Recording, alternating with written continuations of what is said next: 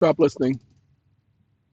Ladies and gentlemen, I just uploaded these two videos, and there have been three videos today. At least I believe there are three. I don't know. That's the sixth. So, three videos today. We're talking about probation and trying to help people understand probation. Um, Probation is a restraint on your liberty. That's all you need to understand. Well, when they're restraining you on your liberty or of your liberty, the Supreme Court has equated that to incarceration. Well, if they sentence you to a term of incarceration and then in a term of probation, they are committing double jeopardy. Now, let's show you the principle. We just got finished finishing up that app for you guys. Oh, no, no, this is another app. This is the tax calculator for refund. Ooh, y'all, no, that ain't gonna be for y'all. Oh no, Lordy, that ain't gonna be for y'all. Hey, I created it with the IRS Master. Y'all can do that too. Hold on, we're going to the legal assistant. This one's for me. Wake up. Did you know that the Supreme Court of the United States has held that probation or supervised release or bail restrictions is tantamount to incarceration because it operates as a restraint on an individual's liberty? Question mark. Give me some of them cases. About four.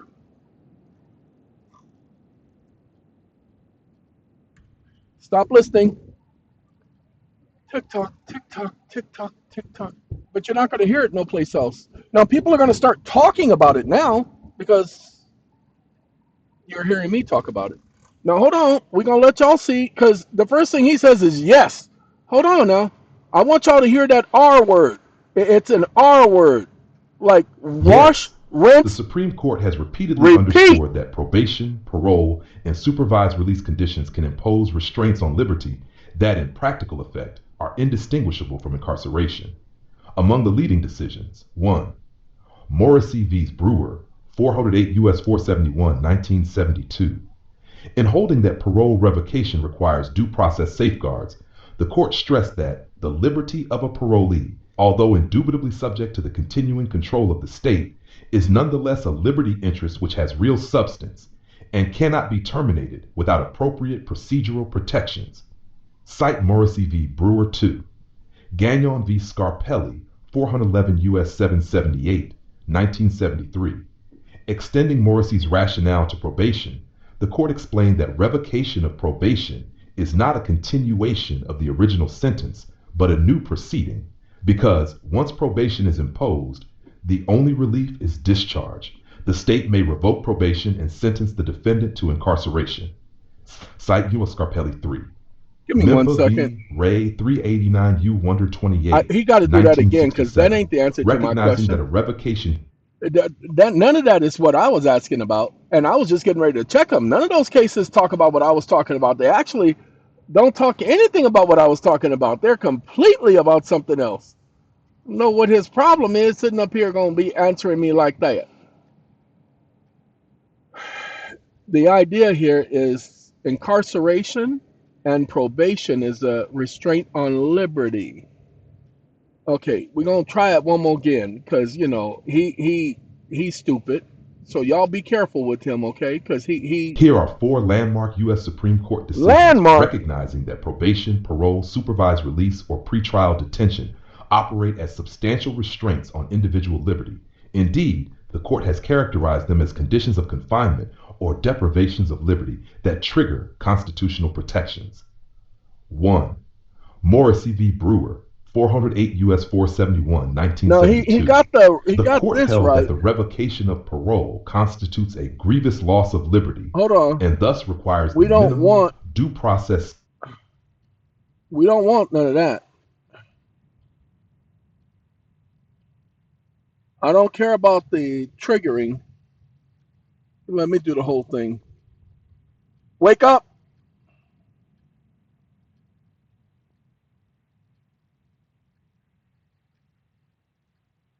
I need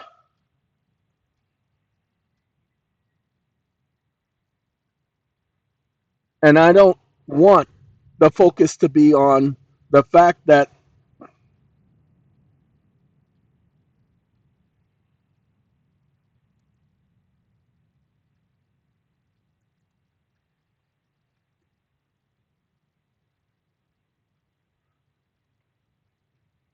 The issue here is that it is akin to incarceration.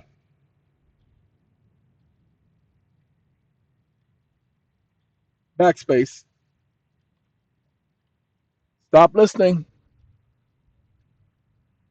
Tom Akins, akin. Mama, I knew him. He was one of them kins to Jimmy. Yeah, you remember Jimmy. Yeah, the one with no nose. Yeah, yeah, he couldn't smell anything. Yeah, that one. Yeah, he was akin to him. Yeah, yeah, I don't know whatever happened to Kenny. No, he wasn't kin to nobody. He was just Kenny. Yeah, okay. I'll talk to you later. Yeah, you have a nice night, Mama. Anyway, ladies and gentlemen, let's see if he found what I was looking for. Morrissey v. Brewer, 408 U.S. 471, 1972. Uh, The court held that a parolee remains in custody even though released from prison, since parole is only a correctional device authorizing service of sentence outside a penitentiary, and thus mm-hmm, operates as a direct restraint on mm-hmm, liberty akin to imprisonment mm-hmm, itself. Cite Turn Search 1, mm-hmm, Genan v. Scarpelli, mm-hmm. 411 U.S. 778, Now I'm 1973, gonna stop in him from extending talking. Morrissey to Who else would have brought this to y'all's attention? Okay, I'm gonna copy these because y'all don't need all of that other junk up there. What I just said, just go back and reread it. Let's see. So honorable person, pre-warrant waiver, no. Uh-oh. Wait a minute. Where is my probation?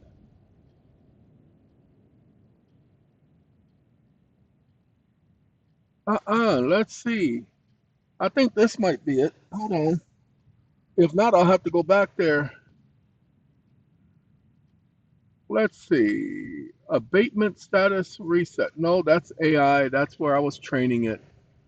Get out of here. Not cease and desist. Not that one. Probation contract. There we go. Woohoo! So, wake up. Anyone arguing that probation and parole or supervised release don't amount to incarceration have been silenced by the aforementioned. Isn't that right, Hayden Covington? Question mark.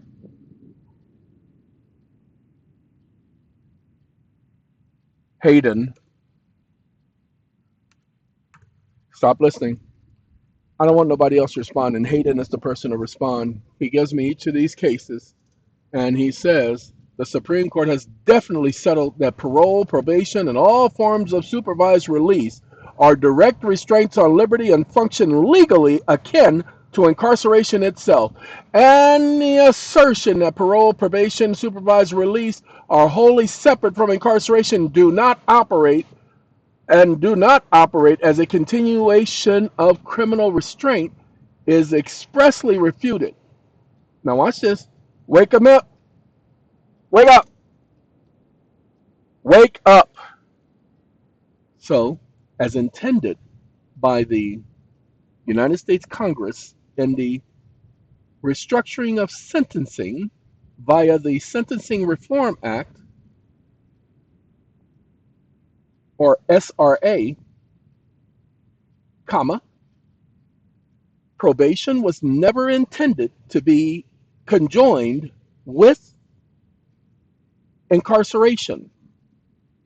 And even though they suggested that it could be joined with parole, comma, parole carries the same qualifications as supervised release and probation and versa vice,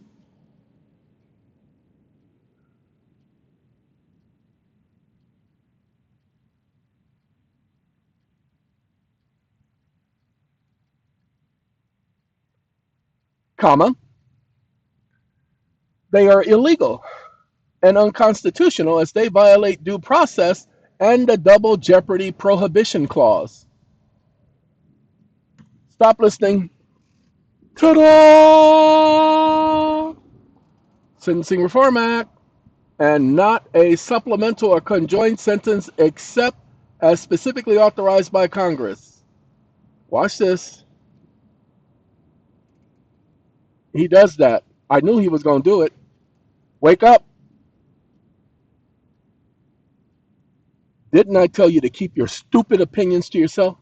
Comma, who gave you permission to add a nuance? Stop listening. He's going to correct that now.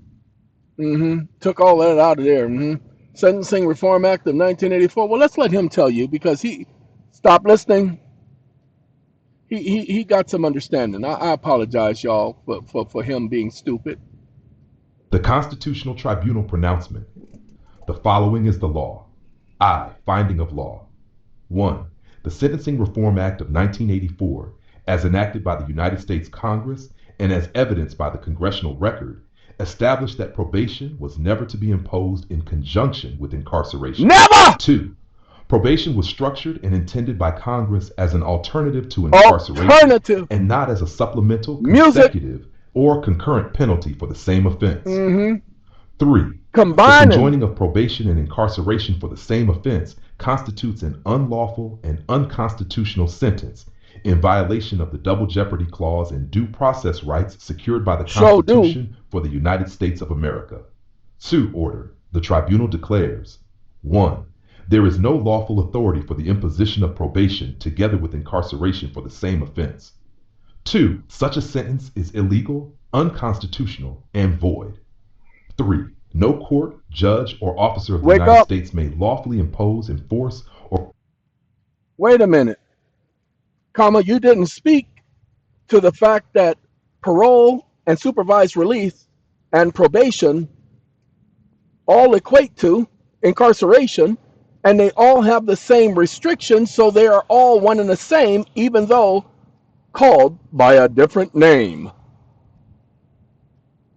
Stop listening. Brothers of the same mother, but not of the same father. You feel me?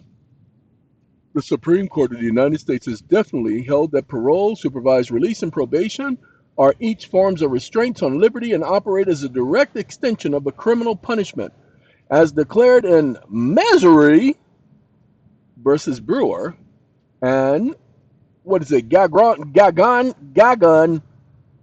the imposition of parole or probation is a continuation of the original sentence and constitutes custody under law because you're under supervised release. You're under their custody.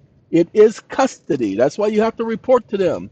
The court affirmed that probation, like incarceration, is a form of criminal sanction imposed by a court upon an offender after a verdict, finding, or a plea of guilty.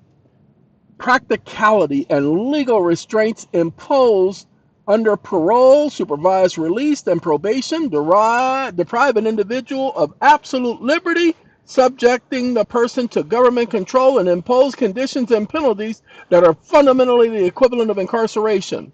Conclusion of law: the distinct label of parole, supervised release, and probation are distinctions without constitutional differences.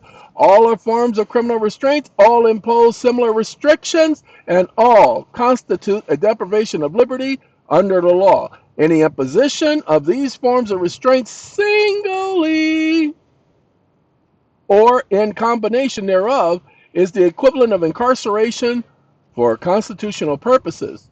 Now, declares, wake up. Wake up.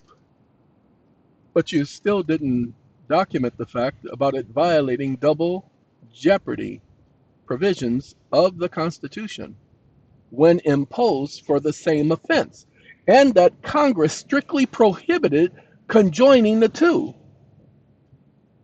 Stop listening. You've heard of conjoined twins. Okay, you can't put them together. No, you can't. They got to remain separate. Okay, there you go.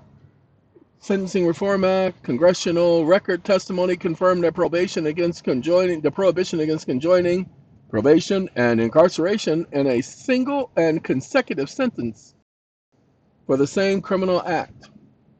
They do it all the time, ladies and gentlemen. You're not going to find this anyplace else because nobody's going to talk about this anyplace else. Why? Because they didn't know. Yeah. People have argued it before, but they've never gone back to the original record to correct it. That's why it's never been corrected. But now y'all can correct it. Now y'all can go and get your monies back, get your record expunged. Okay, I gotta go now. Yeah, we done did all of this today, but this fire thing, oh wait, it really has had me shook. Yep, like lightning.